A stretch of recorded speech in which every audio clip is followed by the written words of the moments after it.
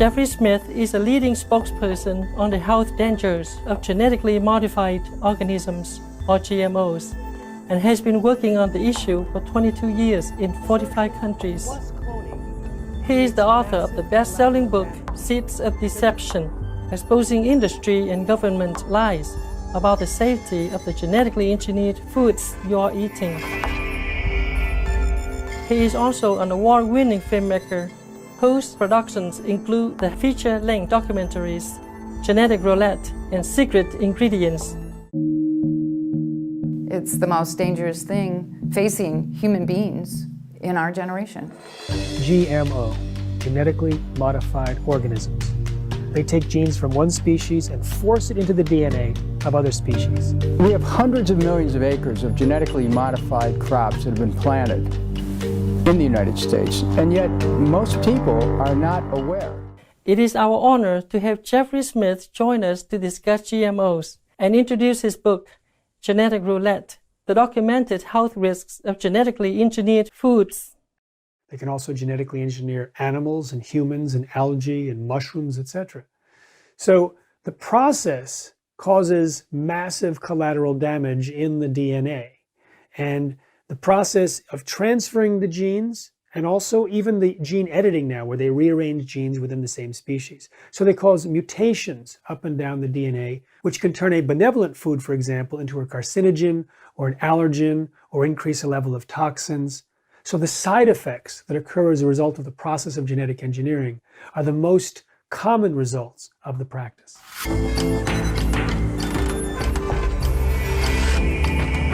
Evidence shows that there are now actual diseases related to the consumption of GMOs.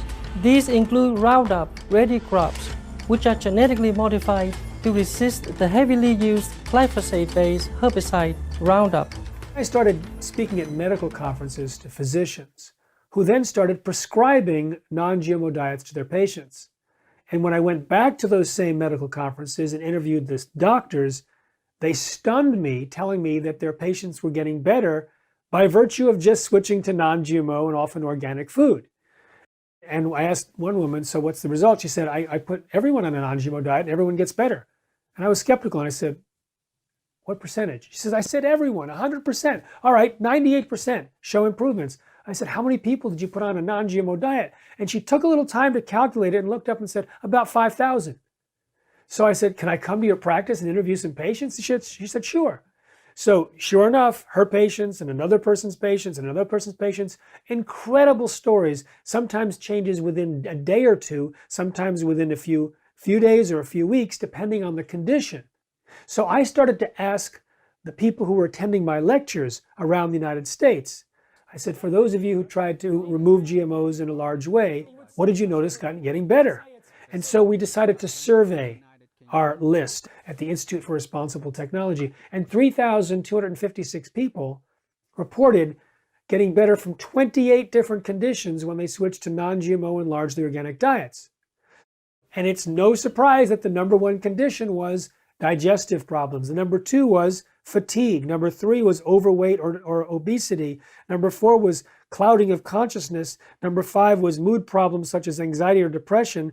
And then there's food allergies and sensitivity. And every one of those is 50% or above. In fact, digestive disorders was 85% of the respondents. There's memory and concentration, joint pain, seasonal allergies, gluten sensitivity, which is 42%. So the explosion of gluten sensitivity may be related to the explosion of GMO consumption.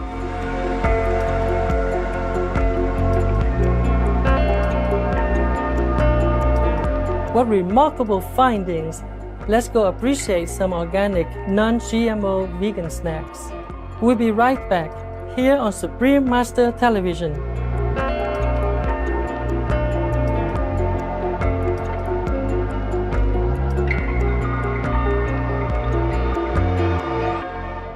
The process of insertion plus cloning creates massive collateral damage. There can be hundreds or thousands of mutations up and down the DNA. We have gone from food in its whole food form to food undergoing a scientific experiment. He said that they weren't able to process the food correctly and they would bloat up and die from it. They can put it on the market without telling the FDA or to consumers. Welcome back to our interview with Jeffrey Smith, author of Genetic Roulette, the documented health risks of genetically engineered foods. Jeffrey tells us how genetically modified foods strongly affect not only humans, but also animals. We also have experience of pets when they are switched to an organic diet or a non-GMO diet. You can hear about this at petsandgmos.com. Veterinarians say sometimes all they do is the first intervention is put them on an organic diet. And one person said 50 to 70% of the animals get better just with that. These animals are taking a huge hit when they eat GMOs. And so the veterinarians that have been in business since before GMOs were introduced in the mid-1990s, they saw the destruction of health. They saw the reduction of lifespan. Same with the livestock veterinarians. They saw the destruction of health, etc. In the animals when the food supply was switched to a genetic engineered food supply. So now you have animal feeding studies, pets experience, livestock experience, human experience, and you have epidemiological data. We have over 30 different diseases that show that when you track the percentage of corn and soy in the United States that's genetically engineered, it goes up in a certain slope. Now, that corn or soy is Roundup ready, genetically engineered to be sprayed with Roundup herbicide, a very dangerous poison that's now absorbed into the food that's consumed by people. So you can take the percentage of corn and soy that's GMO, or you can take the amount of Roundup or glyphosate-based herbicides. Glyphosate's the so-called active ingredient in Roundup, and you can plot a slope of that. That same slope, it turns out, matches the increase in autism, insomnia, diabetes. The list goes on and on and on. 30 different diseases so far. Jeffrey Smith insightfully points out the three main problems with GMOs. The first is the process of genetic engineering itself. It causes massive collateral damage in the DNA.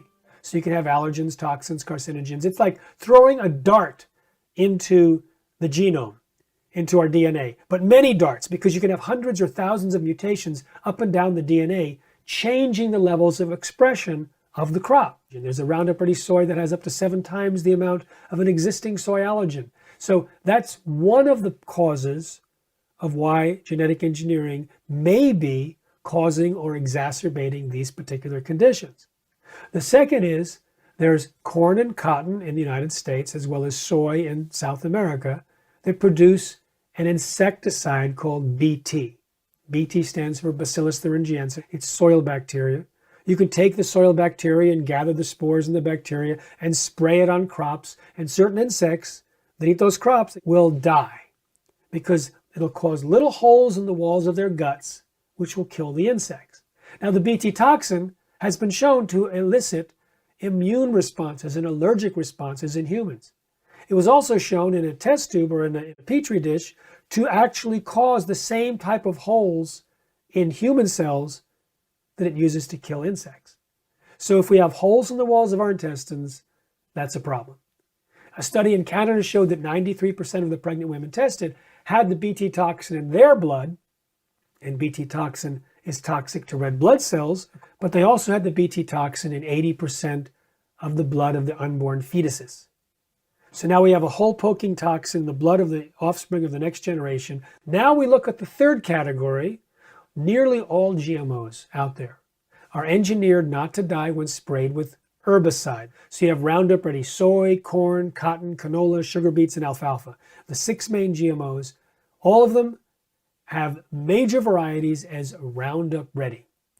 So Roundup, with its active ingredient glyphosate, gets sprayed on the crops, and because it's mixed with other things, it forces it through the tissues into the plant, so it's systemic, it's throughout the plant, but it gathers in the food portion. And so the residues of that glyphosate is high in GMOs. And that glyphosate is listed by the World Health Organization as a class 2 carcinogen, a probable human carcinogen. Let us now continue our interview with Jeffrey Smith, who explains how GMOs first enter the marketplace and our food supply. They came on big time in 1996. There was a tomato that came 2 years before that, but it quickly left the market in 1997. But in 1996, he started with the soy and the corn, a little bit of canola, and that started to grow from there. Now, the reason it's on the market is the White House had instructed the FDA to promote GMOs because they thought that by creating GMOs, it would increase the U.S. exports and settle the trade deficit. And the opposite happened. People rejected GMOs and we actually reduced our exports. Are there some countries that are completely GMO-free?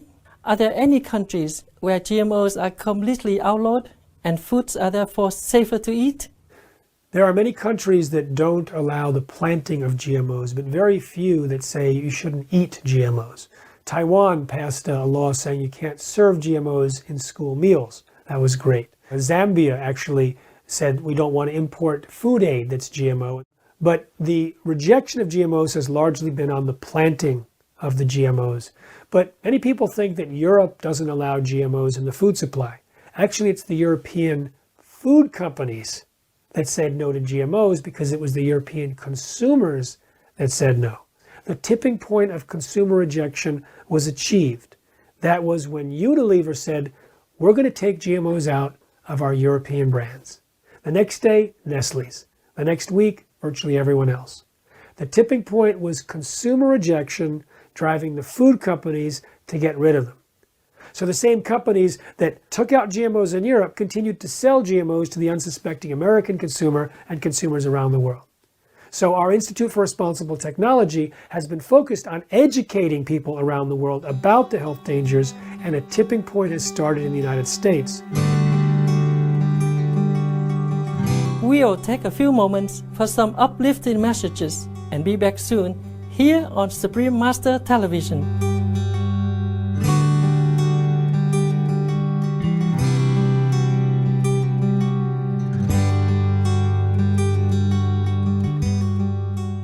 It's not just an agriculture issue, it's not just a food industry issue, it's an ever-living creature issue. And if we don't do anything within a decade, every single major crop with any significant market size is going to be genetically modified, and we're not going to know it.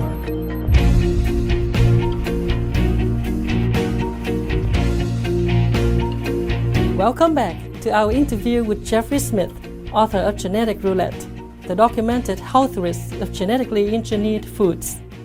We asked Jeffrey, if GMO foods have been grown in our soil, can that soil eventually be cleaned so that it becomes completely GMO-free? You have the GMO problem, you have the Bt toxin problem, and you have the Roundup or herbicide problem. We know that just from the GMOs themselves, in a laboratory, part of that gene transferred into bacteria. We don't know how prevalent that is. Part of the genes transfer into macroorganisms in the soil. So that means you have a piece that's now incorporated perhaps into another species. Then you have the Bt toxin, which is produced in every cell of the plant, which kills insects. It can bind with clay and remain active in the soil for months, and it can be washed into the rivers, etc. And then you have the Roundup and other toxic herbicides that kill weeds. Roundup can bind with minerals in the soil and then become reactivated as it gets separated and becomes a weed killer all over again. It doesn't degrade very easily. You need specialized enzymes in the soil, certain pH, certain biomatter. Otherwise, it can take a long time. The longest reported half-life, which is the time it takes to reduce and degrade into 50%, was over 22 years. But usually it's just many months or a few years. So it does take some time depending on what aspect it is, but you can actually transform a field. And there's some friends of mine who are great agronomists and scientists who are looking for biological remediations where you can spray on the ground and just see if it eats up the glyphosate, if it transforms the soil. It changes the entire biome of the soil. And that needs to be remediated. So you can't just stop and hope that it gets better in a fast period of time. It may do it eventually, but there needs to be some kind of remediation in order to give the health back to the soil.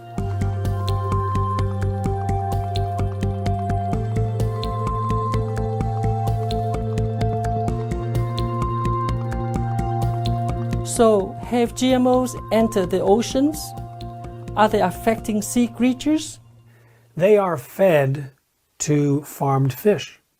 So pellets with soy, etc., are delivered into these netted areas. And so, yes, they've certainly entered the ocean. So you have the chemical pollution and you have the GMO pollution. What I'm particularly concerned about are the genetically engineered fish. Are the genetically engineered salmon, and it's being sold in Canada so far. The FDA just approved a facility in Indiana to produce the fish. So they're growing them in tanks. But it might be that fish will be put into a fish farm, and there's hundreds of thousands of fish that escape fish farms. So we might end up populating the oceans with genetically engineered salmon.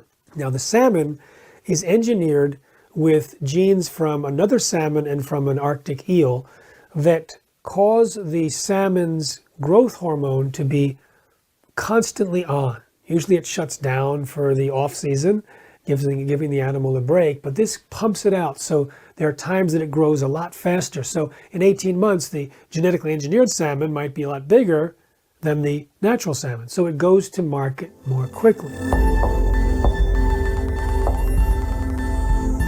Well, what's happening with the hormones in the animals? Can I eat it? Is it safe? Well, if you look at the actual research that's so bad, you find out that it has more of a particular hormone that's linked to cancer. It has a higher allergic potential, but they use so few numbers in their samples that it wasn't statistically significant. And now they're going to feed it to the entire population. What eye-opening findings that give us even more reason to adopt the safe, life-sustaining, GMO-free vegan lifestyle. We thank Jeffrey Smith for sharing his in-depth knowledge and look forward to learning more in part 3 of this series. For more information on Jeffrey Smith and his work, please visit responsibletechnology.org.